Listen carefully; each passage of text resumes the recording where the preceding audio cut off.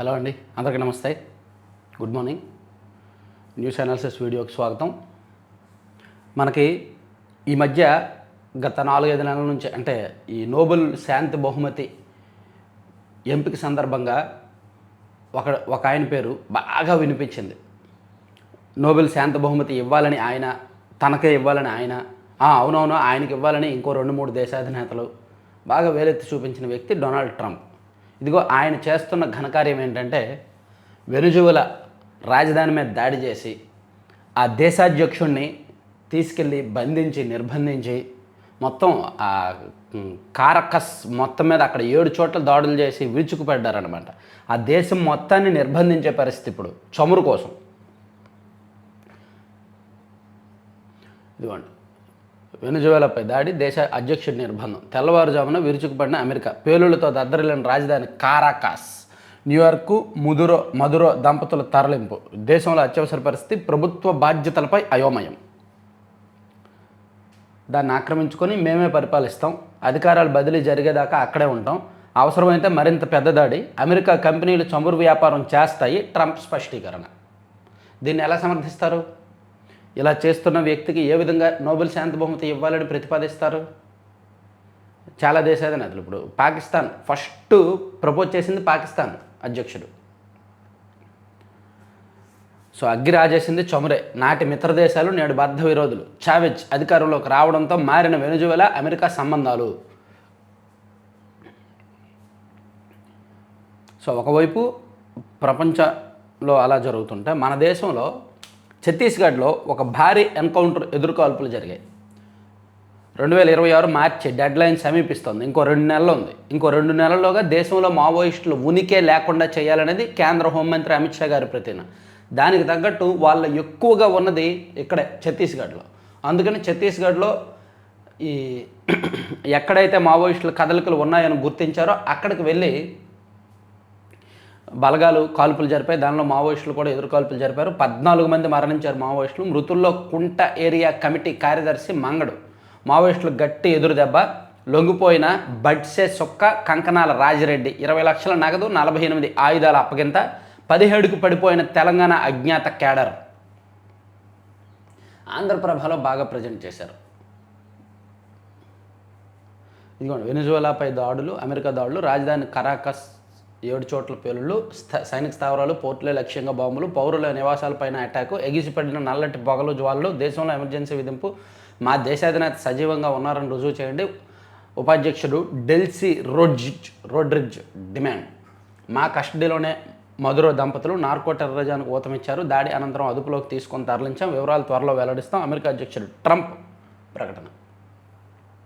అలాగే ఛత్తీస్గఢ్లో 2 ఎన్కౌంటర్లు, 14 మావోల మృతి, సుక్మా జిల్లాలో 12 మంది, బీజాపూర్లో 2, భారీగా ఆయుధాలు స్వాధీనం.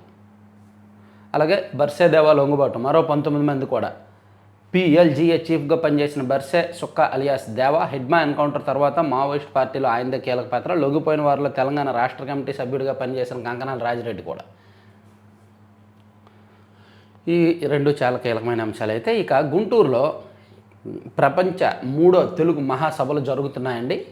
మాతృభాషతోనే గౌరవం, ఒక ప్రపంచాన్ని సృష్టించే బలం భాషకు ఉంది, అది వాడుకలో లేకుంటే శరీరం మాదిరే క్షీణిస్తుంది, తెలుగు ఉపాధ్యాయుల కాళ్ళు కడిగి దండం పెట్టాలి, సుప్రీంకోర్టు న్యాయమూర్తి జస్టిస్ పమిడి ఘంటం శ్రీనరసింహ. భాష అంటే కేవలం భావ వ్యక్తీకరణే కాదు, ఒక ప్రపంచాన్ని సృష్టించే బలం దానికి ఉంది. పుస్తకాల్లోనే భాష మనతో పాటు మన మనసులో, ఆత్మలో ఉంటుంది, వాడుకలో లేకపోతే మనిషిలాగే క్షీణిస్తుంది. మాతృభాష వాడుకలో ఉన్నంతకాలం మనకు గౌరవం, మర్యాద, గుర్తింపు లభిస్తాయి, ఆ పరిస్థితి లేని నాడు ఏమీ మిగలదు అని సుప్రీంకోర్టు న్యాయమూర్తి జస్టిస్ పమిడి ఘంటం శ్రీనరసింహ అన్నారు. సో ఆయన నిన్న ముఖ్య అతిథిగా పాల్గొని మాట్లాడారు. ఆయనతో పాటు తెలుగు పెద్దలు, మహానుభావులు అందరూ కూడా అక్కడికి వెళ్ళారు.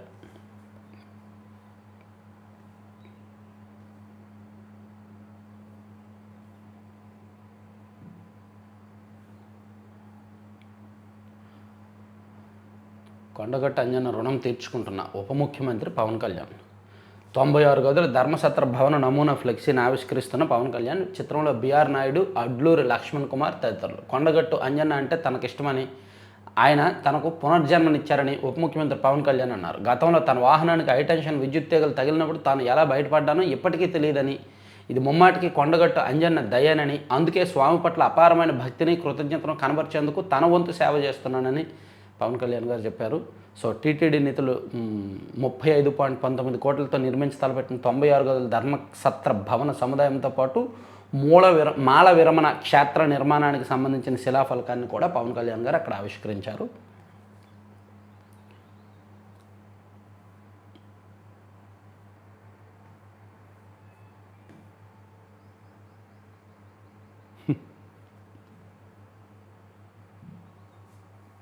ఎన్నాళ్ళలో వేచిన ఉదయం అండి.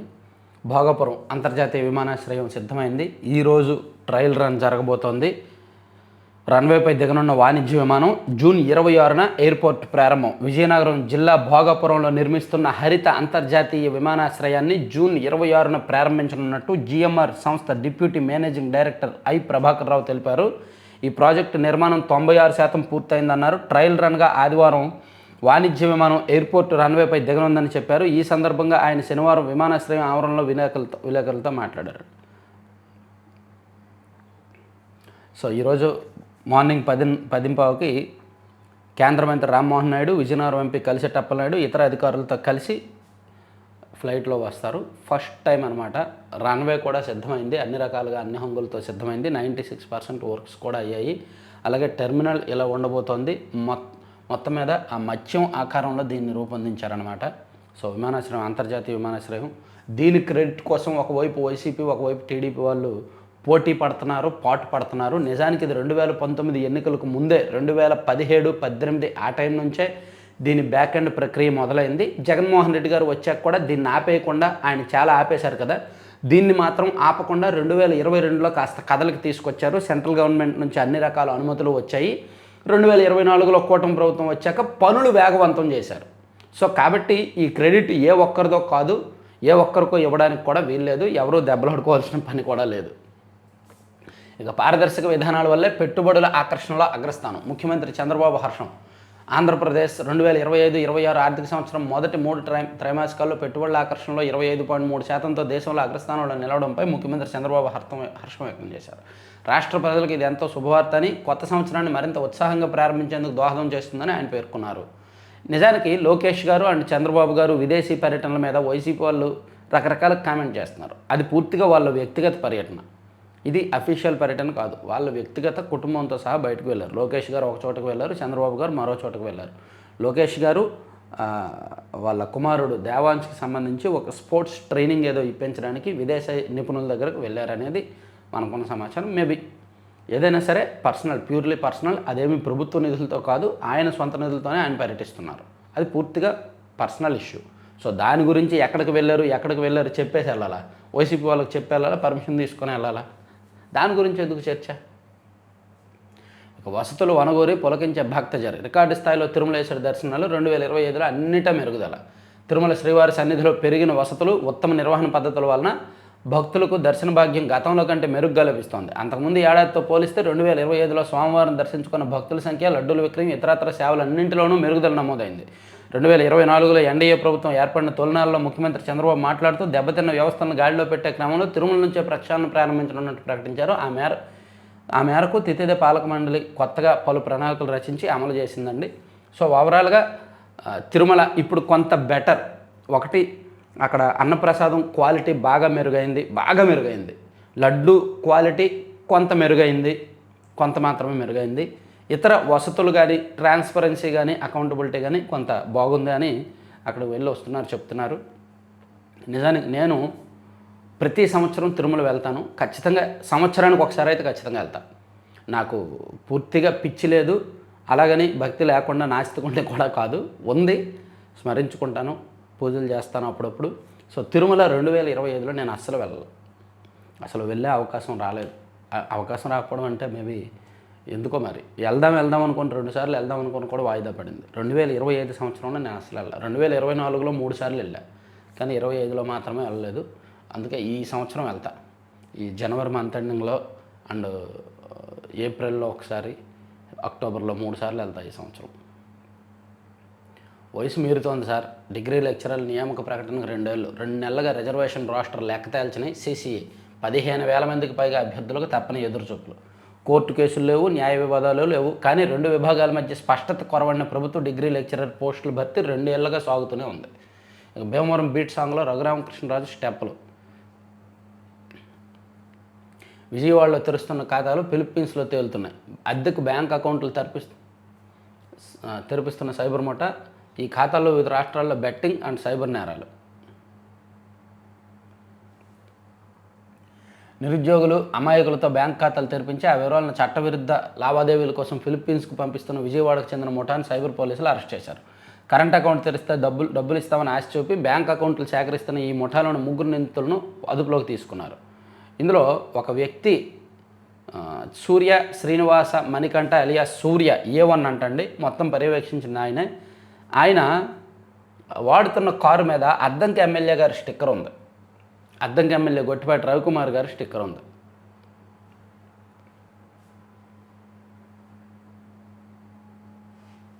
సో దీనిపైన కూడా పోలీసులు ఆరా తీస్తున్నారు. ఎమ్మెల్యేలు వాళ్ళ స్టిక్కర్లు ఎవరెవరికి ఇస్తారనేది తెలుస్తుందిగా. ఎమ్మెల్యే ఆఫీసులో ఎమ్మెల్యేలకి 6-7 స్టిక్కర్లు ఉంటాయి, అఫీషియల్ స్టిక్కర్లు. అవి మాత్రమే టోల్గేట్ దగ్గర వ్యాలిడ్ అవుతాయి. సో వాళ్ళు ఎవరికి ఇస్తున్నారు ఏంటో తెలియాలి కదా. సో ఎమ్మెల్యేకి తెలియకుండానే ఎమ్మెల్యే స్టిక్కర్ వాడుతున్నాడా, లేదా ఎమ్మెల్యేకి తెలియకుండా అతని సన్నిహితులు పిఏలో లేదంటే పిఆర్ఓలో ఎవరో ఒకరు ఇచ్చేశారా అనేది చూడాలి. ఈ లింకులు ఏంటనేది కూడా పోలీసులు ఆరా తీస్తున్నారు. ఇక 18 నెలల్లో అన్నదాతలకు 1,170 కోట్లు ఇచ్చాం. జగన్ 5 ఏళ్లలో అందించింది 1,400 కోట్లే. కోడుమూరు సభలో మంత్రి అచ్చెన్నాయుడు. ఉల్లి రైతులకు 128 కోట్ల పంపిణీ. రాష్ట్రంలో రైతులకు ఏ నష్టం వచ్చినా వారిని వెంటనే ఆదుకునేందుకు సీఎం చంద్రబాబు 18 నెలల్లో 1,170 కోట్లు వెచ్చించారని వ్యవసాయ శాఖ మంత్రి అచ్చెన్నాయుడు తెలిపారు. సో వైసీపీ హయాంలో 5 సంవత్సరాలు కలిపి 1,400 కోట్లే ఇచ్చారు. కానీ మేము 18 నెలల్లోనే 1,170 కోట్లు ఇచ్చామని అచ్చెన్నాయుడు గారు చెప్పారు. రైలు అందరూ చూస్తుండగా రైలు కింద పడి మృతుడు మాజీ సైనికుడు విశాఖ దువ్వాడ రైల్వే స్టేషన్లో ఘటన. ప్రభుత్వ పథకాలు అందుతున్నాయా? కూలీలతో ఆర్థిక శాఖ మంత్రి పయ్యావుల కేశవ్ మాటామంతి. అందకపోతే అప్పులు ఎందుకు చేస్తారులేండి.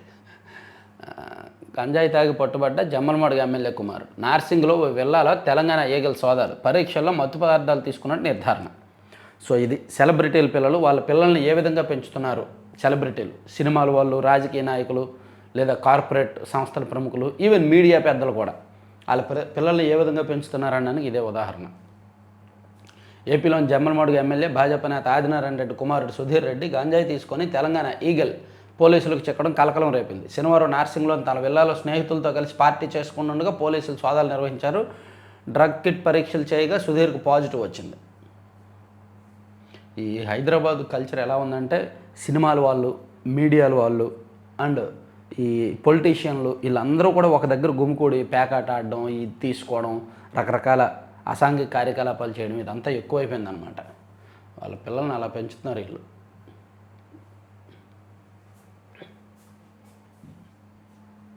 దూరం దగ్గర అవుతుంది. వచ్చే నెలలో పాక్షికంగా అందుబాటులోకి ఖమ్మం దేవరపల్లి గ్రీన్ఫీల్డ్ హైవే. వైరా నుంచి జంగారెడ్డిగూడెం వరకు వాహనాలకు అనుమతి. సంక్రాంతి వేళ హైవే పైకి మళ్లింపు. మంచిదండి, అలా చేయండి. హైదరాబాద్ విశాఖపట్నం మధ్య ప్రయాణ సమయాన్ని తగ్గించాలనే ఉద్దేశంతో నిర్మిస్తున్న Khammam Devarapalli access control greenfield highway వచ్చే నెల పాక్షికంగా తెరుచుకోనుంది. ఇందులో ఖమ్మం వైపు, ఇటు దేవరపల్లి వైపు ప్యాకేజీల్లో పనులు సాగుతున్నాయి. మధ్యలో నిర్మాణం పూర్తయినందున వైరా నుంచి జంగారెడ్డిగూడెం వరకు వాహనాలను అనుమతించేందుకు జాతీయ రహదారుల ప్రాధికార సంస్థ NHAI అధికారులు ప్రణాళికలు చేస్తున్నారంట. ఇది మంచిదండి, ఎందుకంటే సంక్రాంతికి విపరీతమైన రద్దీ ఉంటుంది. హైదరాబాద్ నుంచి విశాఖపట్నంకి IT ఎంప్లాయీస్ వాళ్ళు కార్లు వేసుకొని వచ్చేస్తారు. వాళ్ళని విజయవాడ ఏలూరు, రాజమండ్రి ఈ మీదుగా తీసుకొచ్చాకంటే ఖమ్మం అండ్ దేవరపల్లి మీదుగా అయితే కొంత కలిసి వస్తుంది. అదే చూస్తున్నారు. ఇక జగన్మాత సేవలో సుప్రీంకోర్టు న్యాయమూర్తి శ్రీనరసింహ తర్వాత చరిత్రకారులు ప్రజల్లో చైతన్యం తేవాలి. ఎమ్మెల్యే మండలి బుద్ధప్రసాద్ పిలుపు. VVITUలో రాష్ట్ర హిస్టరీ కాంగ్రెస్ ప్రారంభం. ఇక సమీకరణలో ఇవ్వని భూములకు భూసేకరణ నోటిఫికేషన్. ప్రధాన కార్యదర్శులు, మంత్రులు, జడ్జీల బంగ్లాలు మార్చి నెలాఖరుకు పూర్తి. మంత్రి పొంగూరు నారాయణ. సో మన అమరావతి శాఖ మంత్రి, భూసేకరణ శాఖ మంత్రి. అమరావతిలో అన్ని శాఖలు ఆయనవే. రెవెన్యూ శాఖ అయిందే, మున్సిపల్ శాఖ అంటే ఒరిజినల్గా అయిందే, ఇంకా అన్ని శాఖలు ఆయనవే అమరావతి రాజధానికి వచ్చేసరికి. సో ఆయన ఏం చెప్పారంటే ప్రజా రాజధాని అమరావతి నిర్మాణానికి భూ సమీకరణలో భూమి ఇవ్వని రైతులకు త్వరలో భూసేకరణ నోటిఫికేషన్ జారీ చేస్తామని చెప్పారన్నమాట. మారిషస్ అధ్యక్షుడికి ఘన స్వాగతం, నేడు ప్రపంచ తెలుగు మహాసభలకు హాజరు. రండి ప్రకృతి సాగులోకి వెళ్దాం. వెచ్చలుడిగా ఎరువులు పురుగు మందులు వాడకంతో నష్టం, సహజ రైతు సదస్సులో వక్తల పిలుపు, ఏపీలో ప్రత్యేక విధానం రూపొందించాలని తీర్మానం. ఓకే. ఎన్టీఆర్ వైద్య సేవలో భారీ పురోగతి, మంత్రి సత్యకుమార్ వెల్లడి. లేదు, అబద్ధం. ఆరోగ్యశ్రీలు ఎన్టీఆర్ వైద్య సేవ చేయట్లేదు. హాస్పిటల్స్కి వెళ్తుంటే హోల్డ్లో పెడుతున్నారు. ఆ ప్రకటన అబద్ధం. ఇక జనాభా ప్రాతిపదికన బీసీలకు రిజర్వేషన్ కల్పించండి, హైకోర్టులో అఖిల భారత బీసీ సమాఖ్య వ్యాజ్యం. అది అవ్వదమ్మా, కష్టమమ్మా. గంజాయి మత్తులో మహిళపై హత్యాయత్నం. గంజాయి మత్తులో యువకుడు మహిళపై హత్యాయత్నానికి పాల్పడ్డాడు. కృష్ణా జిల్లా కంకిపాడుకు చెందిన వక్కలగడ్డ వకులాదేవి కుమార్తెతో కలిసి జీవిస్తున్నారు. 60 ఏళ్ళ మహిళను కూడా వదిలిపెట్టలేదంటాడు. సో సాక్షికి వెళ్దాం. సాక్షిలో చూసుకుంటే brightest India, Malabar gold and diamonds వాళ్ళ యాడ్ వచ్చింది. ఇటువంటి యాడ్లతో నింపేస్తే బెటర్ కదా సాక్షి. వార్తలు ఎందుకు? సీఎం ఎత్తిపోతల పనులు నేనే ఆపించా, తెలంగాణ అసెంబ్లీ సాక్షిగా సీఎం రేవంత్ రెడ్డి వెల్లడి. ఎస్, వాళ్ళ రాజకీయ ప్రాపకం కోసం వాళ్ళ అసెంబ్లీలో వాళ్ళు చాలా చెప్తారు. కేసీఆర్ గారు ప్రెస్ మీట్ పెట్టి చంద్రబాబు గారిని తిట్టారు, చంద్రబాబు గారిని విమర్శించారు. ఆయనకు అవసరం లేదు, ఆయనకు పని లేదు. వాళ్ళకి ఏదో ఆంధ్రప్రదేశ్ రాజకీయాలను కెలకడం ఇష్టమేమో, ఆంధ్రప్రదేశ్ వ్యవహారాలను కెలకడం వాళ్ళకి ఇష్టమేమో. సో ఇక్కడ వాళ్ళు రాజకీయ ప్రాపకం కోసం ఆంధ్రప్రదేశ్ నీళ్ళ మీద, ఆంధ్రప్రదేశ్ అంతర్గత వ్యవహారాల మీద పడడం వీళ్ళకి అలవాటు అయిపోయింది. ఇక్కడ సీమ ఎత్తిపోతలు నేనే ఆపించానని రేవంత్ రెడ్డి గారు అసెంబ్లీలో చెప్పారంట. నా మీద గౌరవంతో చంద్రబాబు రాయలసీమ ఎత్తిపోతల పనులు ఆపేశారు. ఆయనతో ఏకాంతంగా సమావేశమై ఆ పనులు నిలిపివేయించా. కావాలంటే నిజ నిర్ధారణ కమిటీని పంపి చెక్ చేసుకోవచ్చు. మరి కేసీఆర్ గారి మీద గౌరవంతో, కేసీఆర్ గారి మీద అభిమానంతో రాయలసీమ ఎత్తిపోతలను జగన్మోహన్ రెడ్డి గారు ఆపించారా? ఎందుకంటే 2019 నుంచి 2024 మధ్య ఏమైనా రాయలసీమ పనులు, ఎత్తిపోతల పనులు జరిగాయా? ఇక్కడ ఇది రాశారు కదా, రేవంత్ రెడ్డి గారు చెప్పారని రాశారు కదా. సో మరి జగన్మోహన్ రెడ్డి గారి హయాంలో కూడా పనులు జరగలేదుగా. జగన్మోహన్ రెడ్డి గారి హయాంలో పనులు జరిగితే ఆ పనులను చంద్రబాబు గారు వచ్చాక ఆపేస్తే అప్పుడు రేవంత్ రెడ్డి గారు చెప్పింది నిజం అవ్వాలి. అసలు పనులే ప్రారంభం అవ్వలేదు కదా. సో జగన్మోహన్ రెడ్డి గారు కేసీఆర్ గారి మీద అభిమానంతో ఆపేసి ఉండాలి. అప్పుడు వచ్చారు కదా 2019-20లో కేసీఆర్ గారు ఆంధ్రప్రదేశ్కి వచ్చి రోజా గారి ఇంట్లో చేపల పుస్తకం దేంతోనో తిన్నారంట కదా. అప్పుడు బయటకు వచ్చి కూడా మాట్లాడారు, నాకు రాయలసీమ అంటే గౌరవం, ఎత్తిపోతలు ఇస్తానని చెప్పారు. ఆ తర్వాతే అవ్వలేదు. బాబు తీరుపై విస్తుపోతున్న సాగునీటి రంగ నిపుణులు, రైతులు. చంద్రబాబు వైఖరితో సీమ ఎత్తిపోతలకు మరణ శాసనం, ఆంధ్రప్రదేశ్లోని 5 కోట్ల మంది ప్రయోజనాలు తాకట్టు. రేవంత్ రెడ్డి గారు చెప్పిన మాటని ఇంత సాగదీసి ఇంత చాంతాడంత రాశారు. యాక్చువల్ దీనికి అంత సీన్ లేదు. రాయలసీమ ఎత్తిపోతల పనులు జరిగితే వాటిని అర్ధంతరంగా నిలిపేస్తే అప్పుడు రేవంత్ రెడ్డి గారు చెప్పింది నమ్మాలి, ఆంధ్రప్రదేశ్కు నష్టం జరుగుతుందని వాదించాలి. ఆ పనులే జరగట్లేదు. దాన్ని ఎవరి సంగతి ఎవరికి నచ్చినట్టు వాళ్ళు వాడుకుంటున్నారు ఆ ప్రాజెక్ట్ని. ఇక మాతృభాషతోనే మనుగడ. ఓకే, మా నాన్న ఆది, మీ సంగతి తెలుస్తా. జమ్మలమూడి ఎమ్మెల్యే ఆదినారాయణ రెడ్డి కుమారుడు వీరంగం గంజాయి మత్తులో పోలీసులపై బూతులతో రెచ్చిపోయిన పోయిన. అది ఉంటుంది కాసేపు, 1 గంట.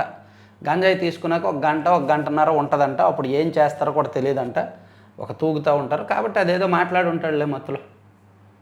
ఇక దేశాధ్యక్షుడు బందీ, ప్రకటించిన అమెరికా అధ్యక్షుడు డొనాల్డ్ ట్రంప్. నెక్స్ట్ పేజీకి వెళ్దాం. సేమ్ ఎత్తిపోతలు నేనే. ఏమో ఒక పేజీ వేసారా? ఓహో ఆయన చెప్పడం వెంటనే వీళ్ళందరూ వచ్చేసి సాక్షికి వాయిస్ ఇచ్చేయడం.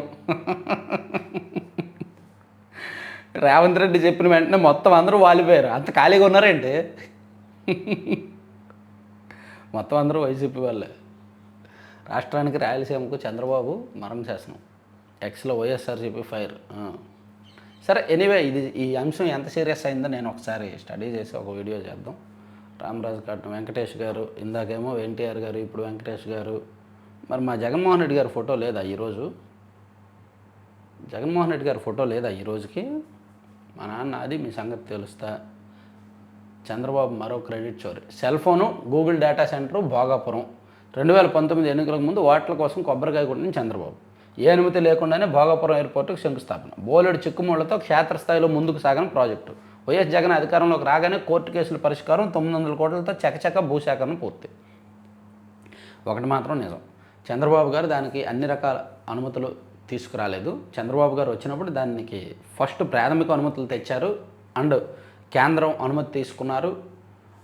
సో కొంతవరకు ఒక 20-25% చంద్రబాబు గారు చేశారు 2019కి ముందు. ఆ తర్వాత జగన్మోహన్ రెడ్డి గారు వచ్చాక అభ్యంతరాలు లేకుండా భూసేకరణ పూర్తి చేసి కోర్టు కేసులు పరిష్కరించి అండ్ కేంద్రంతో కొంత లైజనింగ్ చేసుకొని పర్యావరణ, అటవీ ఈ రకరకాల శాఖల అనుమతులు ఉంటాయిగా, ఏవియేషన్ డిపార్ట్మెంటు, ఆ అనుమతులన్నీ తీసుకొచ్చి కాస్త పనులు ప్రారంభించారు. ఆ ప్రారంభించిన పనులు ప్రాథమిక దశలో ఉండగా మళ్ళీ కూటమి ప్రభుత్వం వచ్చాక చాలా స్పీడ్గా చేశారు. 2024 జూన్లో కూటమి ప్రభుత్వం వచ్చాక చాలా స్పీడ్గా పనులు చేసి ఒకటి తీసుకొచ్చారు. సో ఇక్కడ క్రెడిట్ మాది అంటే మాది అని కొట్టుకోవాల్సిన పనే లేదు, క్రెడిట్ ఇద్దరికీ ఉంటుంది ఈ విషయంలో.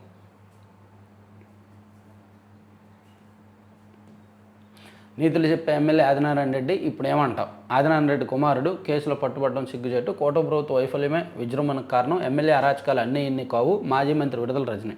ఆయన జమ్మలమడిగి ఎమ్మెల్యే, మీరు చిలకలూరుపేటలో సీటు ఉందో లేదో డౌట్, ఫస్ట్ అది కాపాడుకోండి, ఆ తర్వాత జమ్మలమడుగు గురించి మాట్లాడండి. ఆయన ఏమైనా మంత్రి ఆదినారాయణ రెడ్డి?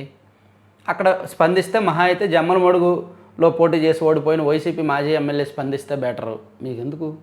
వారం రోజులుగా అజ్ఞాతంలోనే సీఎం చంద్రబాబు, మంత్రి లోకేష్. విదేశీ పర్యటనల వెనుక రహస్యం ఏమిటి? కనీస సమాచారం ఇవ్వకుండా ఎందుకు వెళ్ళినట్టు? మాజీ మంత్రి కాకాని గోవర్ధన్ రెడ్డి. వీళ్ళకి చెప్పేసి వెళ్ళాలేంటి? వాళ్ళు విదేశాలకు వెళ్తే వాళ్ళు వెళ్ళారు, ఫ్యామిలీస్తో సహా వెళ్ళారు సరదాగా, దానికి కూడా చెప్పేసి వెళ్ళాలా? ఎన్ని గుండెలు మమ్మల్ని ఎదిరిస్తావా? మట్టి అక్రమ తవ్వకాలను అడ్డుకున్నందుకు వీఆర్ఓపై యత్నం. తిరుపతి జిల్లాలో బరితెగించిన టీడీపీ నాయకులు. అంటే సేమ్ వైసీపీ వాళ్ళు గుడివాడలో చేశారు కదా, గుడివాడ గన్నవరంలో ఆ మధ్య చేశారు కదా వైసీపీ అధికారంలో ఉన్నప్పుడు. ఒక ఎంఆర్ఓ అని తహసీల్దార్ మీదకే జేసీబీతో వెళ్ళబోయారు కొట్టడానికి, వేసేయడానికి. సేమ్ ఇప్పుడు టీడీపీ వాళ్ళు తిరుపతి జిల్లాలో అలా చేశారంట.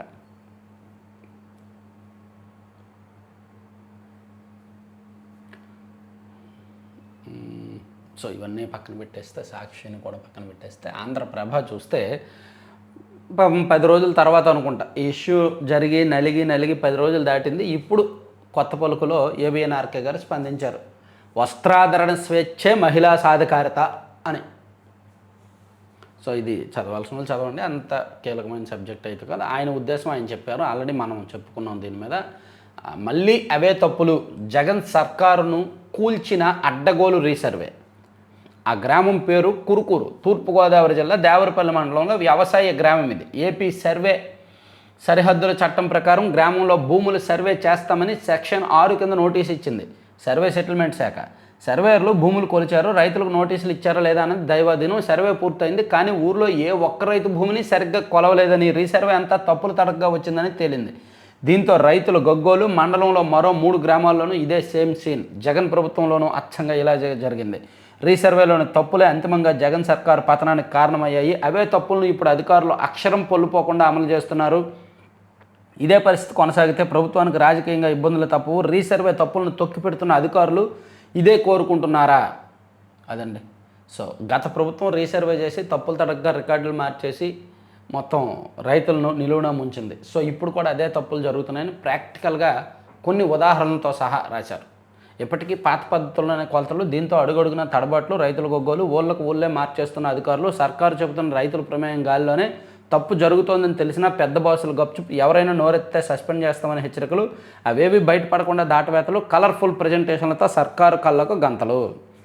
పాపం చంద్రబాబు గారేమో పొలిటికల్ అడ్మినిస్ట్రేషన్, పొలిటికల్ గవర్నెన్స్ అంటారు, కానీ ఇప్పుడు జరుగుతున్నది పొలిటికల్ గవర్నెన్స్ కాదు, ఐఏఎస్ఎల్ గవర్నెన్సే. అఫ్కోర్స్ పోనీ ఐఏఎస్ఎల్ గవర్నెన్స్ అయినా మంచిదే, ప్రభుత్వానికి చెడ్డ పేరు తీసుకురానంత వరకు మంచిదే, కానీ ప్రభుత్వానికి చెడ్డ పేరు తీసుకొస్తోంది, అదే సమస్య. సంతూరాడా? ఓకే, వద్దు.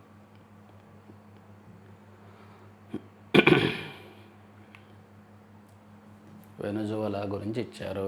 అసలు లక్ష్యం చమురే. వెనుజువలాలో 303 బిలియన్ బ్యాలర్ల చమురు నిల్వల. అమ్మో. రాజస్థాన్ బడుల్లో పత్రికా పఠనం తప్పనిసరి. మొన్న యూపీ బడుల్లో తప్పనిసరి చేశారు, ఇప్పుడు రాజస్థాన్ బడుల్లో కూడా పత్రికా పఠనం తప్పనిసరి చేశారంట. నికోలస్ మధురో సత్యసాయి భక్తుడు 2005లో పుట్టపర్తికి వచ్చి బాబా ఆశీర్వచనాలు.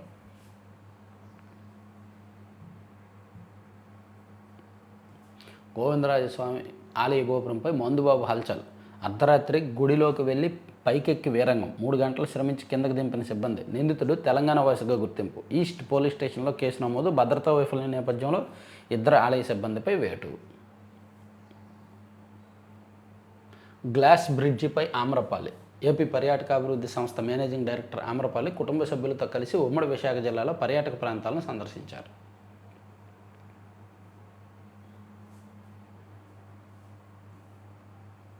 చనిపోతూ 5గురికి ప్రాణం. రోడ్డు ప్రమాదంలో కర్నూలు జిల్లాకు చెందిన 17 ఏళ్ల బాలుడు బ్రెయిన్ డెడ్. కుటుంబ అంగీకారంతో అవయవదానం. తిరుపతిలో శ్రీ పద్మావతి హృదయాలయంలో ఓ యువతికి బాలుడు గుండె అమర్చిన వైద్యులు. వివిధ ఆసుపత్రులకు ఇతర అవయవాలు తరలింపు.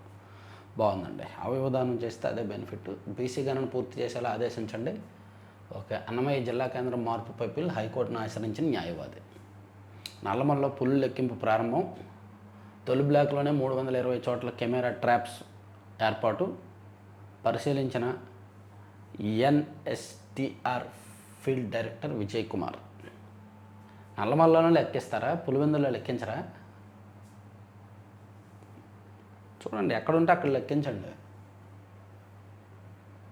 ఒకే రోజు రికార్డు స్థాయిలో వైకుంఠ ద్వార దర్శనాలు. శుక్రవారం ఉత్తర ద్వార ప్రవేశం చేసింది 83,032 మంది. సో ఇవి ఆంధ్రజ్యోతి అంశాలండి. ఆంధ్రప్రభలో మనం ఆల్రెడీ పెట్టుబడులకు కొత్త ఊపు, కొత్త సంవత్సరంలో బలమైన ఆరంభం, స్పీడ్ ఆఫ్ డూయింగ్ బిజినెస్ వల్ల ఉత్తమ ఫలితాలు, సీఎం చంద్రబాబు చెప్పిన అంశం అండ్ భోగాపురానికి తొలి విమానం అని ఇచ్చారు. సో మొత్తానికి ఇది మాత్రం గుడ్ న్యూస్ అండి.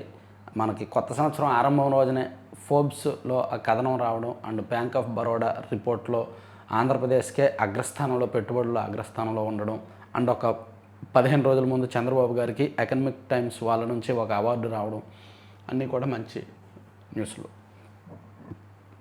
చట్టసభల్లో తెలుగే ప్రతిధ్వనించాలి. అసెంబ్లీలో మంత్రులు ఎమ్మెల్యేలు తెలుగులోనే మాట్లాడాలని ఆదేశించారు. ప్రపంచ తెలుగు మహాసభల్లో స్పీకర్ అయ్యన్న పాత్రుడు. ఇల్లాళ్ళు దిద్దేశారు. డ్రైవర్లు, మెకానిక్లు 10వ తరగతి పాస్ అయిన వారితోనూ స్పాట్. గ్రూప్ 1 మూల్యాంకనంలో వెలుగులో కొత్త కోణం. పోలీసులకు అందిన ఫారెన్సిక్ నివేదిక, హైకోర్టు సూచనలతో దర్యాప్తు వేగవంతం. ఓర్నాయన. గ్రూప్ 1 మూల్యాంకనం అంట 10th క్లాస్ పాస్ అయిన వారితో చేయించారంటండి. ఇది వైసీపీ 5 ఏళ్ల హయాంలో వాళ్ళ పాప కార్యాలు 25 ఏళ్ళైనా బయటకు వస్తుంటాయని చెప్పాను కదా. ఇదో పాప కార్యం. 10వ తరగతి చదివిన వాళ్ళ చేత దిద్దించారు. శ్రేయ అంత మాయ. అధిక లాభాలు ఆశ చూపి దోపిడీ. 206 కోట్లు స్వాహా. ఏడాదిలోపే బోర్డు తిప్పేసిన సంస్థ. రోడ్డును పడ్డ వేలాది కుటుంబాలు. రంగంలోకి సిఐడి. సంస్థకు చెందిన 51 ఎకరాలు జప్తు. ఓకే. రోడ్డు విస్తరణ కోసం మా మామ ఇంటినే కూల్చేశాం. పరిహారం మాత్రమే ఇచ్చాం. బాలీవుడ్ దర్శకురాలు ఫరా ఖాన్తో కేంద్ర మంత్రి గడ్కరీ. అవును, అందరికీ తెలిసి పరిహారం మాత్రమే ఇస్తారు. ఎవరికీ తెలియకుండా ఏదో ఒక పెద్ద కాంట్రాక్ట్ ఇస్తారు. సో ఇవ్వండి 4 పత్రికల్లో వచ్చిన వార్తాంశాలు. చివరి వరకు చూసిన ప్రతి ఒక్కరికి ధన్యవాదాలు. ఛానల్ లైక్ చేయండి. మీ మిత్రులందరికీ కూడా వీడియో లింక్ షేర్ చేయండి. లైక్ చేయమని చెప్పండి. మన ఛానల్ గురించి చెప్పండి. సో ఇలా అన్ని పత్రికల్లో కూడా వచ్చిన వార్తాంశాలను సింపుల్గా ఒక అరగంటలో అనలైజ్ చేసే ఏకైక ఛానల్ మనదే. Thank you.